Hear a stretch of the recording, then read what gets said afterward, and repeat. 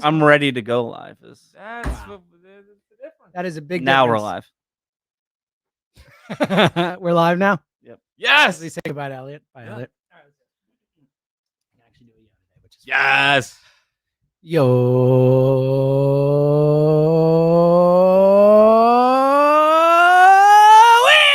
It is another edition of the IOPS podcast presented by Miller Lite, official sponsor of the Philadelphia Phillies. Tastes like Miller Time, Philadelphia. Celebrate responsibly.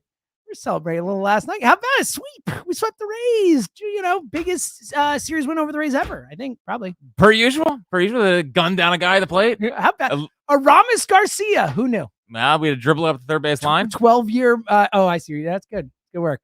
Nice. Thank you. Nice. Thank you. Nice. James, I would like to declare something very important at the beginning of this podcast. Second baseman throwing it, making a play at the That's plate. what I said. Oh, okay. Play at the plate. Yeah, I got you. Learn the game. Play at the plate. Learn the game got one you, time. got you. Thank you. I know you. I know you just did some stupid little podcast. You didn't do the second baseman part. All right.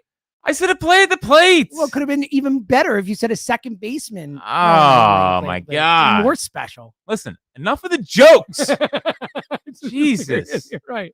You're very serious. I'm trying to bring a little levity, lighten the mood. God, You're this so guy's intense, you know? This guy's out here making little jokes. We're trying to win a pennant here. We're trying to win a pennant. There's no jokes anymore. This podcast has changed.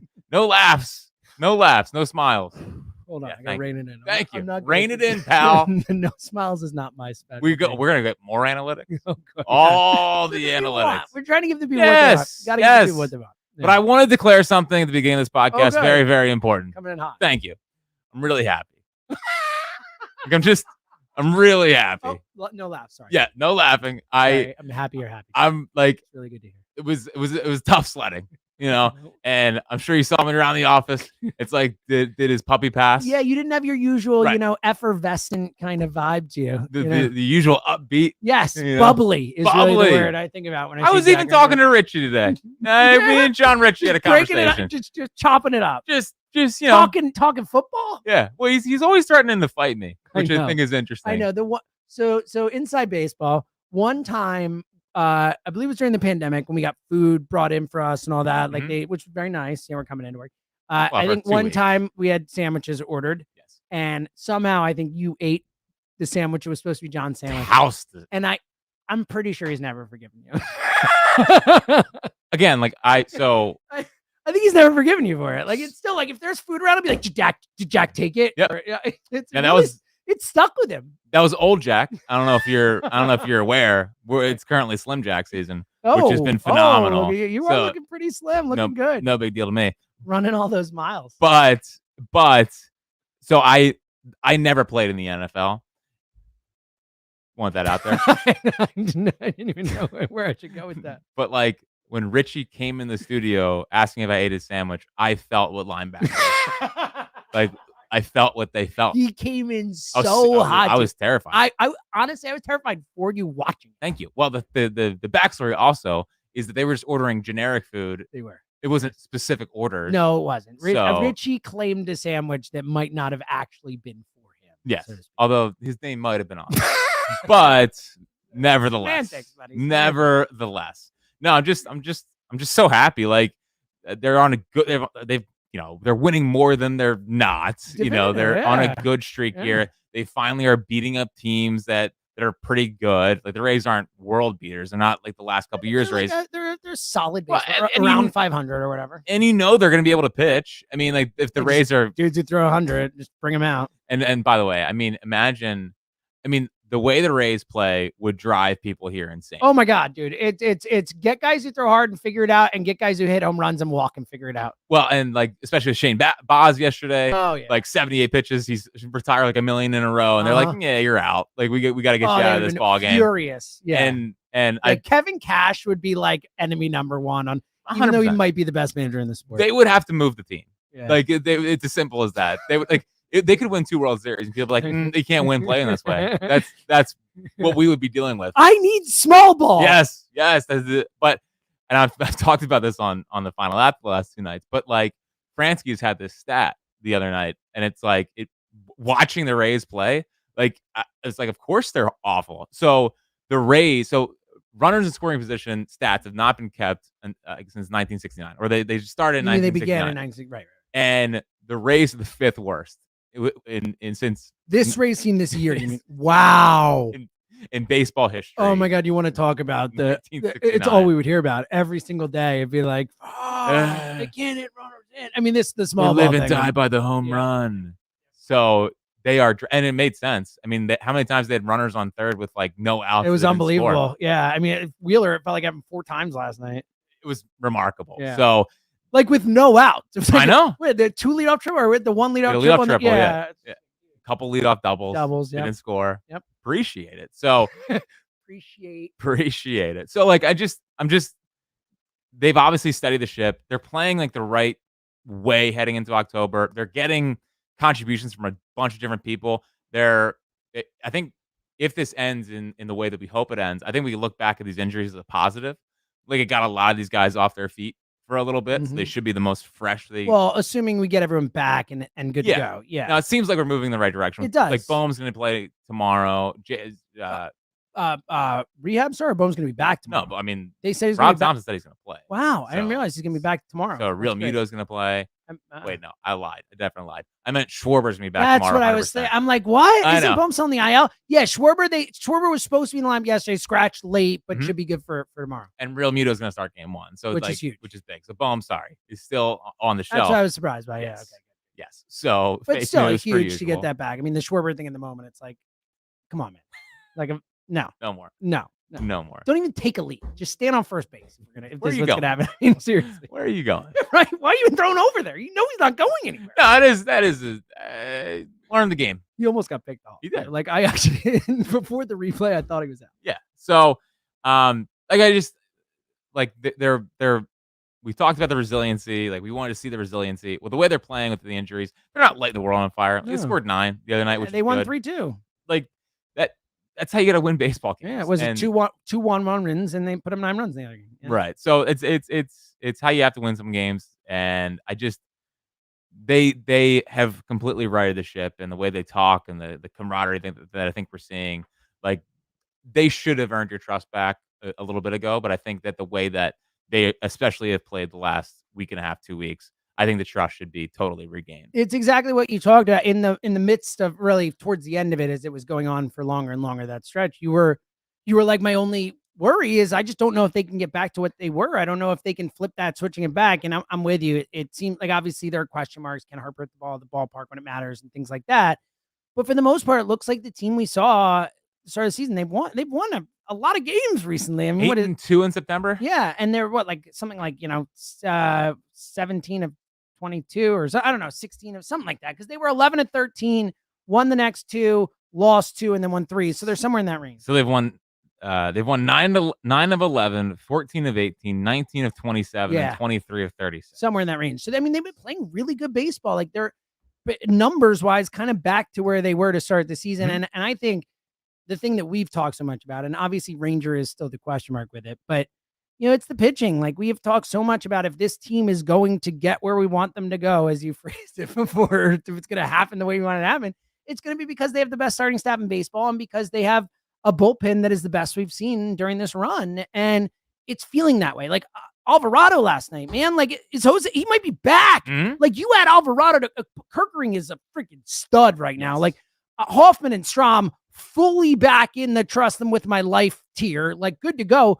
And, Estevez, who, I'd rather have Jeff Hoffman closing out a really important game, but, he's not a disaster. He's solid. Yeah. I can trust Estevez for the most part. I mean, you got 5, and that's not even mentioning Tanner Banks, who, a big lefty out in the playoffs if you need it kind of thing. Like, maybe. I don't trust him. I'm just saying Jose. Well, you're also missing a big arm, and that is Jose Ruiz. Can you please, Jose Ruiz? Can you please stop forgetting about Jose Ruiz? You're right.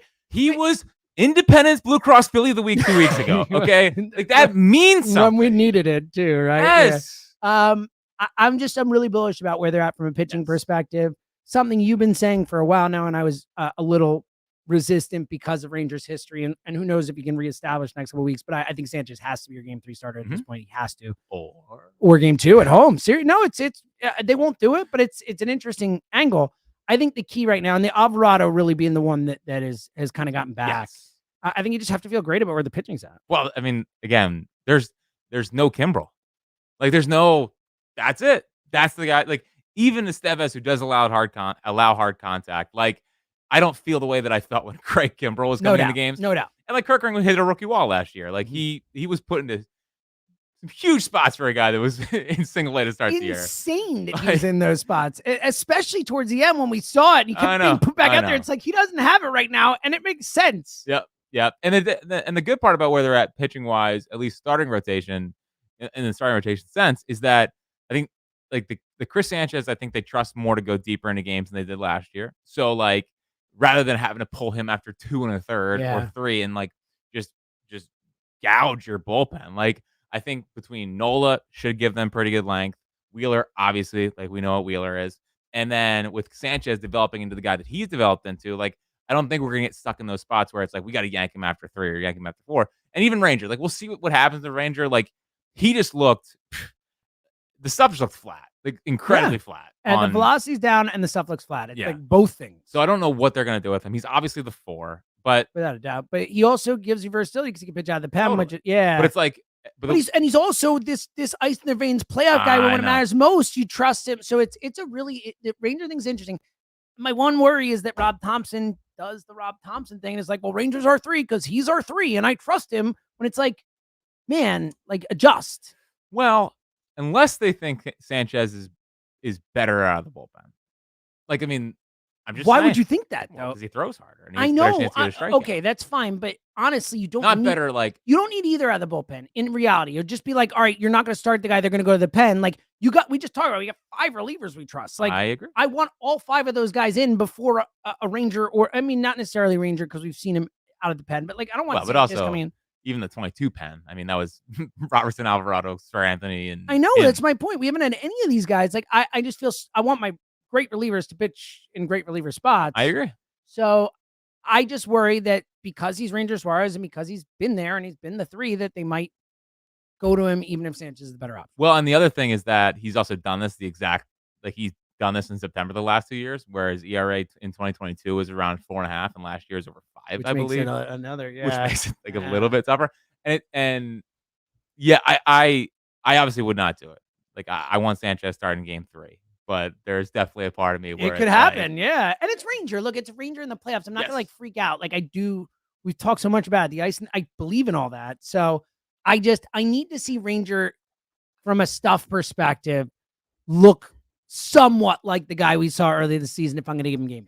Yeah, what kind of stinks is that last start was the first time where it's like this. I mean, I know the velocity was down in Miami, but at least he was mixing a bit. But I thought there was at least a little bit more zip on the fastball, if that makes any sense. Like everything on the other day just looked like it was dead arm. You gave 12 hits. You give 12 hits to a team that can't hit. Yeah, that well. Exactly. And Rob Thompson said after the Braves start or the Marlins start that like he thinks he might be dealing with dead arm, and it's like, great. Wasn't he just on the IL for a month? Like, what are we doing? Yeah. So listen, unless he starts to show something here in his probably his last 2 starts, probably his 2 starts left guaranteed. I don't know how you don't just pitch your best guys and try to go win. And then if you need a guy, if you feel good, you're in a good spot, you can use Ranger in a game 4, to where like you don't want to run those guys into the ground, then you're in a good spot. But. So something we just brought up before, and we're obviously on the same page on it, but there's the other spot where my Rob Thompson concerns going to the playoffs. And I think every Phillies fan has a right to be concerned with the last 2 playoffs and the trusting guys and all that, is the idea of going to the playoffs with Estevez as my closer. And I know he's used spots where he's bring Hoffman, but like I worry that we get in the playoffs. I need outs in the 9th inning that, Estevez is my guy. Like, I need Jeff Hoffman to be that guy in those spots. I need it. And Estevez can be in others. If he got a 2-run lead, a 3-run lead, fine. But if it's a 1-run lead going into the 9th inning and you haven't used Hoffman yet in that game, like, it has to be Jeff Hoffman.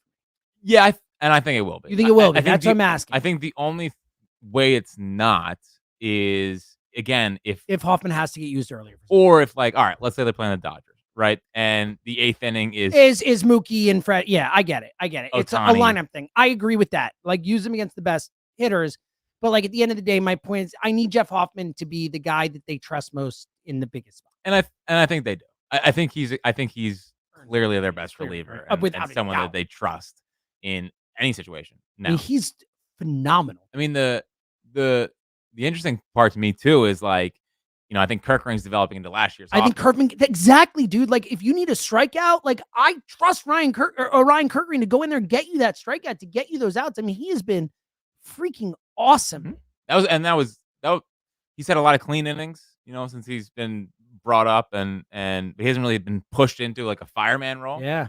That other night where it was first and third, one out, got the Big strikeout. time. Like that's not something we've seen from him. Like we've seen him obviously have these super quick innings. I don't remember a reliever having faster innings. That's what I said. I said this earlier in the year on the pod. It feels like every time he goes out there, it's like I look up and it's like innings over. It's good. First strikes. It's great. So, but last year they brought Hoffman in the fourth inning down in Atlanta in game 1.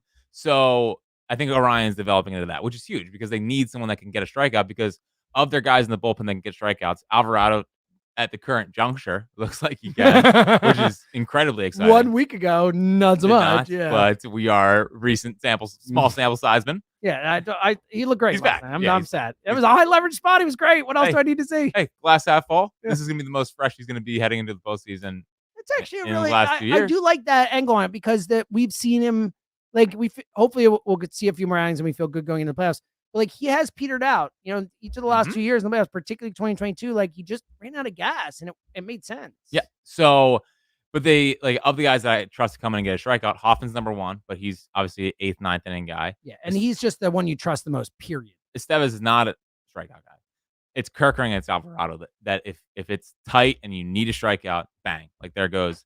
And if they do play the Dodgers in the NLCS, God forbid, or not God forbid, but hopefully, like.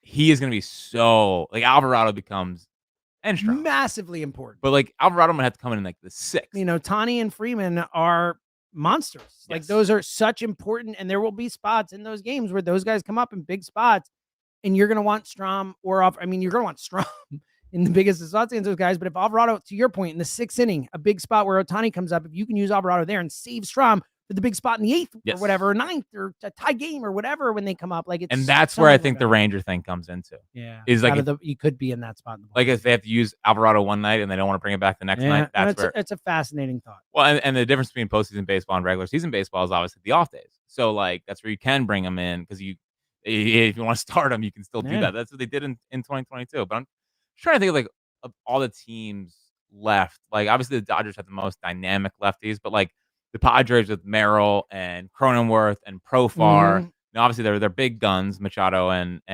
Tatis are righties. Arizona, Corbin Carroll. And freaking Jock, yep, dude. And Jock. and Jock, yeah. And Jock. Yeah. Is Marte better from a particular side? I think he's just good, period. I didn't know if because that's the kind of thing you think about, too. I'm sure he has more home runs lefty because he bats more often left-handed. But, I mean, it's really the Dodgers, Padres in there. Brewers not really. I mean, no, the Brewers are pretty heavy. I mean, especially with Yelich out. If Yelich were there, that'd be the guy. But he's out, right? Yelich is not coming back, right? He's done for the year, right? Yelich, I think so. I think so too. I mean, no longer care because he's on my fantasy team and my run is over. Oh, sorry, buddy.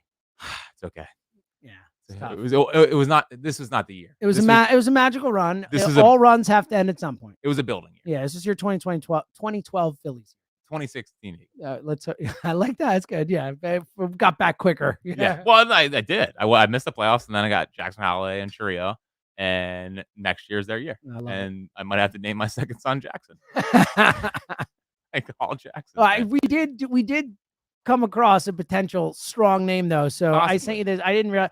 So Hunter Pence's nephew throws 94 at the age of. It said under 14, so I'm guessing he's 13. That's normal. Normal.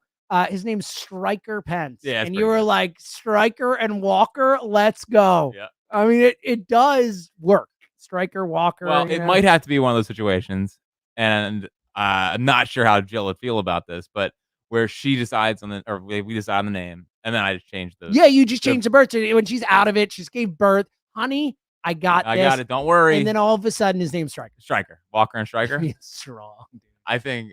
Talk about a duo. Honestly, I did a Go Birds pod with Elliot, and we were talking about the best brother combo because the Kelseys came up. Best brother. I think Striker and Walker Fritz sounds like oh wow, look, those two Hall of Famers, Striker and Walker. Of course they were gonna be Hall of Famers. Striker and Walker, it's natural. It just makes sense. Don't make me start welling up. Listen. Don't make me start dreaming about me being Ed Kelsey. I know. You kidding me? I went there. You kidding me? Yeah, it's your It's your best timeline. If I got one thing left in life besides a Phillies World Series title, which Who knows? I was we'll see. Well, no, I was talking about that with a buddy yesterday. It's like, imagine if they really get it done. Like this team gets it done. Like first off, I know like high hopes Jack is different. You know what I mean? Like we're reasonable on here. Oh, yeah. Always calm, cool, collected. Never get too high. Yeah, never get too low. Yeah, that's right. But WIP Jack would be a problem. I mean, you're talking about right about Thompson, right about Schwarber leadoff, right about Harper. Yeah. Like just it would be an issue for everyone involved. Yeah. And don't even bring up the football team for 2 months. Oh yeah, there would be no Eagles talk allowed around Jack. It would be a problem. Yeah, you would just. It would be a problem. Yeah, no, it would. Yeah, 100%, 100%. But yes, outside of a World Series title, which would be unbelievable, becoming Ed Kelsey is. My next. Yeah. I mean that's peak you, right? Oh man, yeah. Come on. Well, because like they had this clip on New Heights yesterday where Jason was just sitting there and he was just like, I guess one of his daughters doing something. It's like, hey, get down from there or whatever. And Travis was like, oh, that's the Ed Kelsey parenting style. It's like, hey, don't do that. Don't do that. And I was like, relatable. Relatable. So, yes. But yes, I mean, that's parents the goal. tell their kids not to do things. At this point, that's the goal. Well, I think it could happen. I mean, let's put it this way. Obviously, it could happen. Anything could happen, right? I think you increase your percentage of it happening substantially by naming your kid striker. I just think like it is far. Like if it's like John, you're John, Jack, or Jack Fritz, whatever. No offense, like don't Walker and John or Walker and James Fritz. I don't know. Great name if you're asking me. Walker and Tucker Fritz or whatever. Like it's 2 just, ERs though. Yeah, I know. Well, striker would be 2. Yeah, but if it's striker and Walker, it's like your name test. This is name test, like basic name test stuff. Believe me. Yeah, I know. I just want you to know you increase the percentage of it happening. Believe me. Okay. You're looking at a man that understands. I know. But you're also looking at a man that has to go home and tell Jill that is married to a woman. Yes. That who is also involved in this process. The name is Stryker. I get it. And she would say, absolutely. I already tried to bring up like Waylon. She was out on Waylon very fast. But we'll figure it out. Waylon, what are you, a country music star or something? Well, it could be. No, what's that? No, but no, because Justin Tennessee is relentless about naming Waylon. I mean, Justin, I love you, buddy. Waylon would be a horrible. I can't pull off Waylon. You're gonna call him Way? I can barely pull off Walker. Walker. Yeah, Walker's like on the line for you. Yeah, I agree. Like Texas Rangers. Like I am not a Southern guy. No. Honestly, as far other than liking country music, you are as far from that. I am a Northeastman. Yes, big time. And I want to be cold. Yep, damn straight, buddy. straight. Almost all the time. Yeah, Waylon ain't happening. No. I'm surprised you even mentioned it, the joke. I thought it'd be funny. You gotta save your bullets. Yeah, it's true. Funny, but save your bullets. See, this is what you gotta do. You gotta go with a bunch of horrible names and then be like, okay, that's striker. Well, and then just drop it in there. The problem for Jill is that I like trolling her. So sometimes I like to see what her reaction is. And the problem is that she knows you and has been with you a long time. So like she probably just expects trolling in any situation. So it's hard to really get any of those by her. No, I know. It's just like I'm always just like, well, I just kind of want to see how you reacted. And then she's like, well, you knew I was going to react negatively. I was like, I know. She must really love that. That must be a really fun thing for her. Yeah. I mean, I was trying to explain this to. How many times do you think Jill says in her head, why did I do this? Well, because it's hard to explain the real world to people who don't do what we do. Yeah. So like I'm used to saying stuff that I know people are gonna like react to or whatever. But then when I do it in like my friend group, they're like, what's wrong with you? Yeah. And I'm like, I forgot. Got this is warped. This whole thing's warped. You're all messed up. Yeah, it's all good. Phils are hot. Phils are hot. We're back. Yeah. Fully back. Have I stopped smiling this podcast? No, honestly, it's so funny because you led with that and you really are like a bullion right now. You were just like ear to ear. Beaming. Question for you. Super. Big week coming up. Big week coming up. Yeah. So they got 3 against the Mets, 3 against the Brewers, 4 against the Mets. So it's a big 10 days of baseball coming up. Where are you at with that part of it? Because like it is, like beat the Rays. Nice. Beat the Rays. That's good. Like this is like the Met. Like I think they're gonna handle business. I'm not worried or anything like that. But like the Mets are playing good baseball. Like, can you think of anything more? Is there anything more high hopes pod than us doing this pod where you just talk about how happy you are and how everything's great, and then they get swept by the Mets? It's like the most high hopes thing that could happen. It is, but unfortunately, until you said that, I didn't even think of that. So, like, just take brownie points off of James's performance in the podcast today. So, thankful, that's your fault. So, yeah, I mean, say it, that it won't happen. Yeah, no, it definitely could happen. I'm already the mindset they're taking 2 or 3. So, like, look, you're up to 2 or 3. He's back. Yeah, back. come on, we are so back. Come on, playing good ball. So, yeah, I'm at the mindset they're taking 2 or 3. I just want to kill the Mets. Like, I just want. I know. I want to bury him. I want to bury him. It's coming out of fear. Like, it's not that I think they're winning the division. It's more, I don't want to face them in the postseason. So Joe asked that. Was it Joe? I think Joe asked on the show yesterday or whatever. It was like, would you rather face the Braves and the Mets? And it's like Braves by 1,000,000. Yes. Like, it's not even close. Like, well, especially now with Ronaldo. Of course, I don't want like this Mets thing. Like, I don't think the Mets are that good or anything like. But I don't want to mess with that. I don't want anything to do with it. And they're so hard to figure out what the comp is for them. Because, like, the rotation is so like it's Manaea and Quintana and Sevy. It's a bunch of it's Tyler Sevy McGill. and a bunch of soft tossing lefties. Yeah, and Tyler Manaea. McGill's already too. With Taylor or Tyler, I don't know. It's Tylor. I think he's Tyler, but then Taylor's the brother. Yeah, and he's. By the way, don't do that. Give it like Tyler and Taylor. Like, don't do that. Yeah, it's too close. It's too close. Way too close. It'd be like Walker and Wicker or something. It's like, what are we doing? Well, here? Walker and Waylon. So right. Pretty close. Which is another reason why I said no. That's good. But yeah, just like they're so hard to find a comp for because they kind of remind me, like I was just on my head last night going through like teams, and it's like, well, they the 19 Nats because the Nats were horrible that year.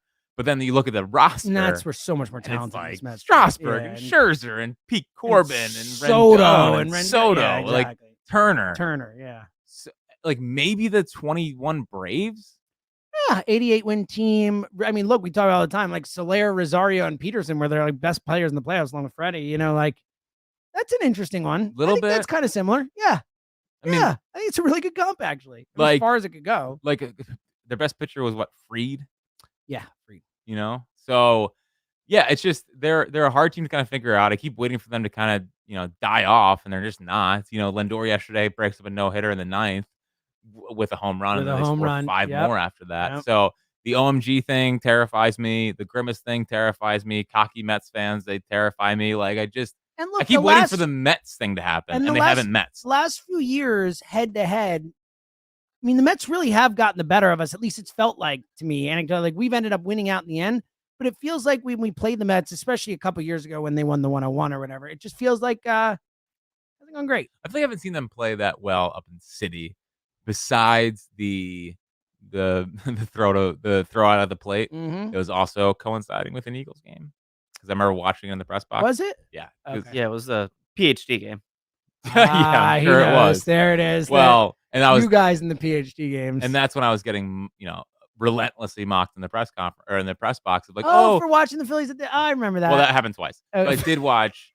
Yeah, it was the 22 season, which I know was I guess a good season for the Eagles, but but I was. Yeah. They were really boring in the middle of the season. Well, because they were kicking everyone's ass. Yeah. So yeah, I was watching 22 postseason highlights in the press box. I remember, which of course the big Jays were furious about. Yeah, they were not happy. No. But no, I was watching Phil's Mets in an Eagles maybe preseason game was going on. But I think it was a regular season game. I feel pretty confident about that. Yeah, I wasn't there for a game story. I was there to talk to BLG. That's right. About it. Shout out to BLG. Love that guy. So, and then by the way, BLG, big Casty guy.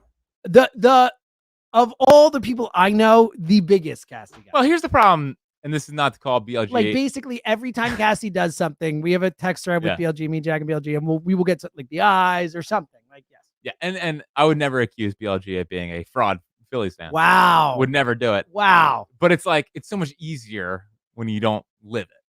Oh, every day to day. Yeah. Like to be he'll figure it out. His whole thing is like he'll figure it out. Yeah. Like, okay, well, right now he's swinging at the ball 8 inches off the plate. So I don't need to hear about how great he is. Although I will say, and you guys talked about it on the morning show today. I mean, cocky Casty is the best. It's just like Joe had a good way of putting it. It's where like when things aren't going well, it's like, all right, I don't really need to hear from him. When things are going great, there's no other Philly athlete I'd rather hear. And he's just so funny. He's hilarious. I mean, like the foul play line where he's like, when Kevin Cashier talking, he's like, it's good to see you. So he knows, that there's There's no foul play there. It's like, we're not talking about a murder here, man. It's like, you got hit with the baseball, like foul play. Yep. What is happening? And I loved a lot of what happened with the brawl. I mean, a brawl is probably a strong word. No. It was like a fracas. A dust up. Yeah, a dust up. But honestly, we could just say bench is clear. That was about the extent of it. But I'm with you. The Harper thing, like seeing Harper, like MF and him, like going at it. The John Boy breakdown was pretty great. Phenomenal. Yeah. And it was very clearly, hey, AMFer. Like that's like there's no that one we're sure of. Yeah. You know? And I like that he didn't, like he said, he would have looked if he turned around, I thought that was awesome. Yeah. You know, it's like, listen, I'm not gonna take him from mine. Pause. I'm not gonna, Yep. Yikes. Yep. I'm not gonna go. I'm not gonna do that. I'm just gonna wait it out. Now he waited extra long too. Like, I was waiting for him to just stop. I waited for him to I think he wanted him to turn around. Yeah. Bryce is right, which is like Bryce, like protect yourself. Yes. Buddy. The last Be thing smarter. I love the teammate thing. I love you having Nick's back and like, man, you're hurt. You're like playing through injury. You can't hit the ball past the warning track or past the wall right now. Like, don't go throwing fists. Yeah. Could you not? Yes. Honestly, though, maybe like a 10-game suspension wouldn't be the worst thing. Like, force him to not be out there. Yeah, at this point, I don't even know. I wonder if even rest is going to help. Like, it feels like something's going to have to be taken care of after the season. Great. Like, it doesn't. So singles and doubles, Bryce Harper for the playoffs. Might be. Look, he's a great. It is great that when like if like a Reese Hoskins doesn't have power, it's like, all right, so he's gonna walk and there's nothing there. Like Bryce at least is such a great hitter that he can adjust and be like a 300+ hitter when he's not. He can just pop the ball over the field. Like at least that is there. Yeah, well, I mean, he is hitting 400 in September. And I will say, like we've talked about a bunch, but in 2022, it was this thing where off the wrist injury, the whole thing coming back, like no power for a month, and then the playoffs start, game 2 against the Cardinals, bang, and he's off and running. Like I wouldn't put it past him to when the lights are bright or whatever to be able to get that extra. I put just about nothing past Bryce Harper. Great point. So I'm with you. I'm totally with you. I just because at this point, it feels like he's just playing through it because he has to play through it. Like because I don't know, maybe rest wouldn't do anything. So I want to know what it is though, like because it doesn't make any sense. It was normal wear and tear, like you should be fine. My bigger concern is like, are they gonna have to go in there again? Yeah. And but at the same time, like he wouldn't be. He has to throw at first base. Yeah. So like it can't be another like that kind of tear, like a Tommy John tear. Oh, I don't think it's a Tommy John. But like it doesn't really add up to me right now. Like if it was normal wear and tear, then he should be able to like be fine. And I don't. It could be the other wrist, right? Do we know for sure that it's the right? Isn't he just talked about it bothering him? But did he talk about what one it was? Well, I think it's the right arm because it's still like all. Oh yeah, he's wearing the thing again. Yeah. Never mind. Yeah. Of course. Well, the one concerning-ish quote was like, I feel like I'm hitting the ball where it should be, and like the launch angle's right, like and then it's not going. Well, that's what it looks like. I mean, very clearly, it's like the Garrett Stubbs thing, Dude.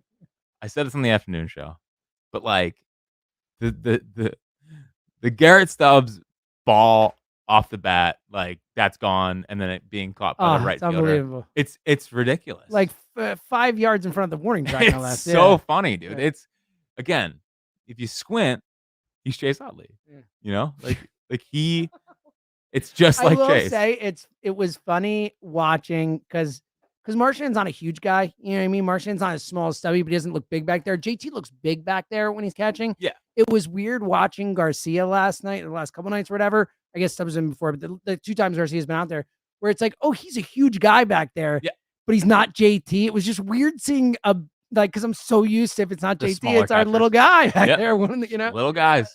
But yeah, dude. I was like, that dude's big, man. Look at him. He's I know. A guy. I know. But yeah, the Harper one's a conundrum.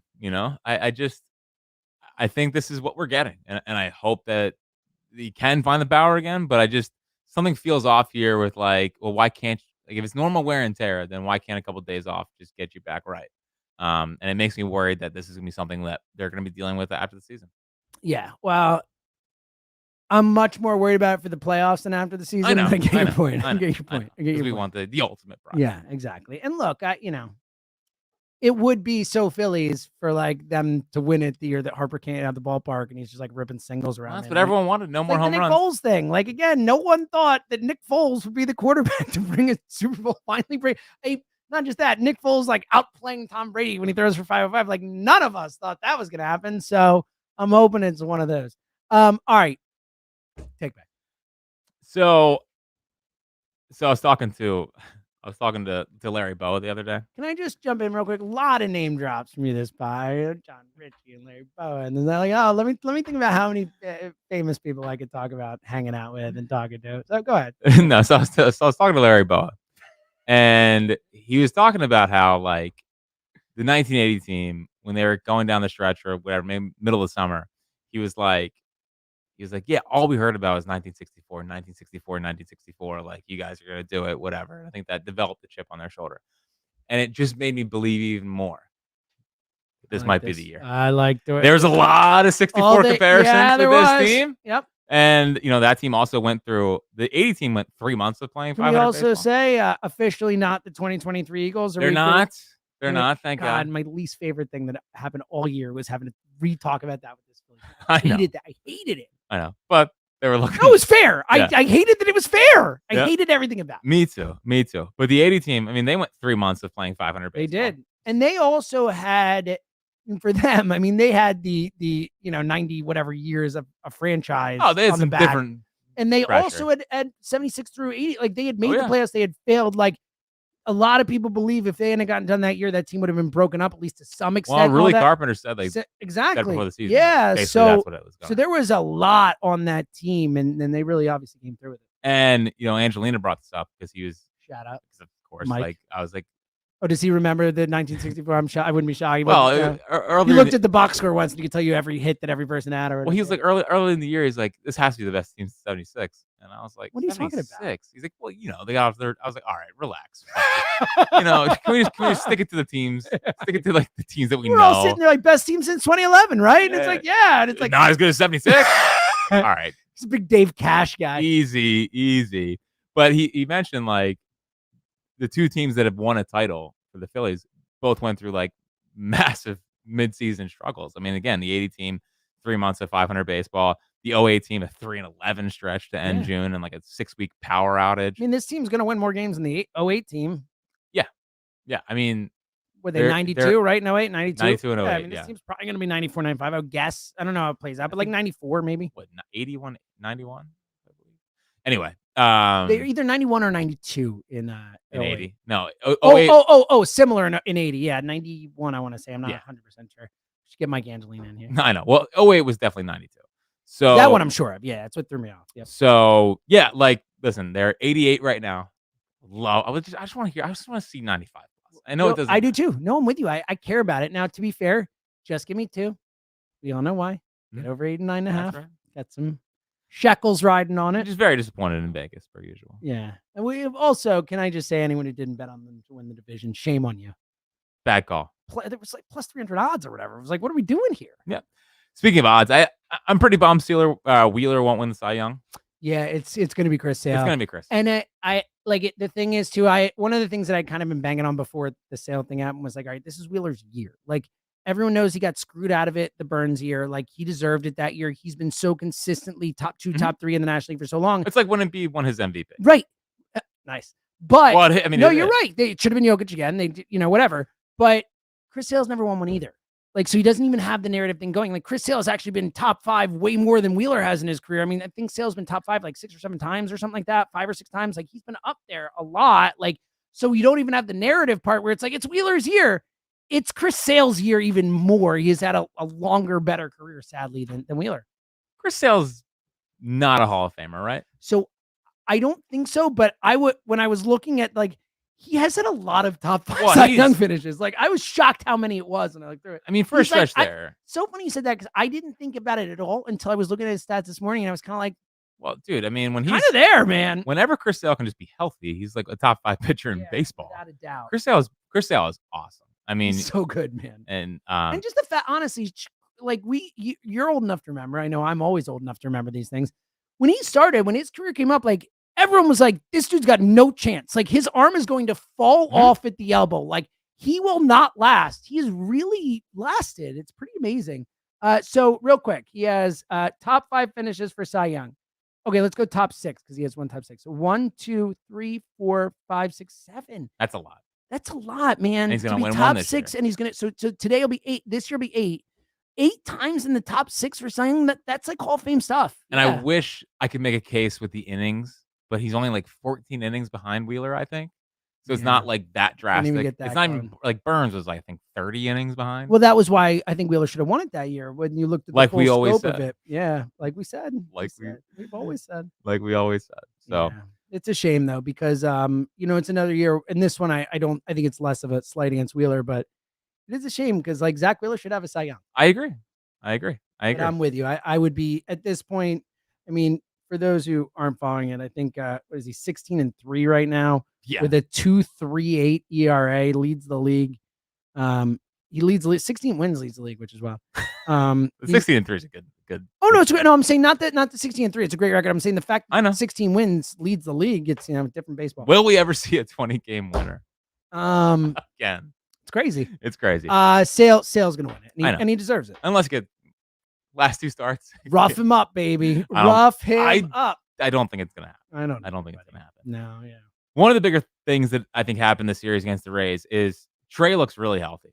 Like finally, yeah, the 2 homers, 2 homers, but even like defensively, he made a running play in left field. He's getting to baseballs. He looks like he's kind of like he's spry out there. I agree with you. And he almost beat out a ball in the infield last night where it was just like that's the dynamic Trey. Yep. And like he said, 4 home runs in his last 11 games. So he just looks healthy. And I think he was still dealing with a little bit of hamstring issues when he came back. So which would be, it looked like he was kind of playing it safe early on too. Mm-hmm. He wasn't like pushing pushing it to run super fast at times. So that would jive with that. Nope. And I'm currently monitoring something. I love a good Fritz monitor. Monitoring the Bob Dylan situation. So hold up one sec. You could have given me 5,000 guesses there of what the monitors that you and the Bob Dylan situation was absolutely not one of those 5,000 guesses. Guy might be all right. Welcome aboard. Look at you. Right. Yeah. Pretty good, huh? Yeah. Just monitoring the Bob Dylan situation. I'm actually surprised it's taking you this long. No, it's kind of right up your alley. You love like folk and you love that know. kind of sound, like you're Croce Man, all that kind of stuff. Like it took me a while to like Neil Young. I love Neil Young. I've always like the second I heard Jim Croce, I was like, you've always been a Croce Man. Yeah. That's a guy. So yes, the Bob Dylan thing, we're monitoring. Good. And pretty good song. I did have a thought today too of like I think Friend of the Devil is unskippable. Oh, you want to look great for Dead on Me. I love this. Yeah, I think it's not. It's an unskippable song. It's also short too. It's just I think it's pretty unskippable. It's an amazing song. And Scenes from an Italian Restaurant is still the best song to listen to while walking around the city. As you've said. I'll give you it's not like a deep Dylan cut, but check out Tangled Up in Blue. Amazing I think song. that one's on my on my rundown. It's a great song. And speaking of the Grateful Dead, Jerry Garcia does. I actually think that, not which is a Dylan thing. Obviously, there are many versions of Dylan songs that are better than his version. Jerry Garcia band, Tangled Up in Blue. Listen to that. Well, trust me on this. As we both know, John Mayer put them on the map. Yes. And I want to coming around. I want to give a special shout out to this guy. Special shout out. Yeah, because I sent you this yesterday. So John Critch. This is so cool. And his family. This is so cool. So his 4 kids, Avi, Bo, Tori, and Shua. Shout out. They love listening to the podcast. So they do they were singing High Hopes by Tim House, by the way. Look up Tim House. High Hopes. They're singing the intro into a Seltzer Yo, into all the ad reads. So just professionals. And couldn't appreciate it. And let me tell you, Jack sent it to me. I played it for Emily. I really specifically want to thank you guys, John, the whole family, the kids, because in this, we've talked about this in the pod before, though. My wife, Emily, loves the pod, hates the yo, because she has been woken up many times with the yos. She'll be like, can you keep it down? I'll be like, no, it's the playoffs. I can't. Sorry, just deal with it. Zoe, the whole thing. The only thing that has turned my wife on the yo is over the years, the videos that I've gotten or these type of things where kids are into it and do it and she can't fight back. She's like, okay. Yep. Like, that's awesome. And so thank you. You are helping my life. The case. Helping the case.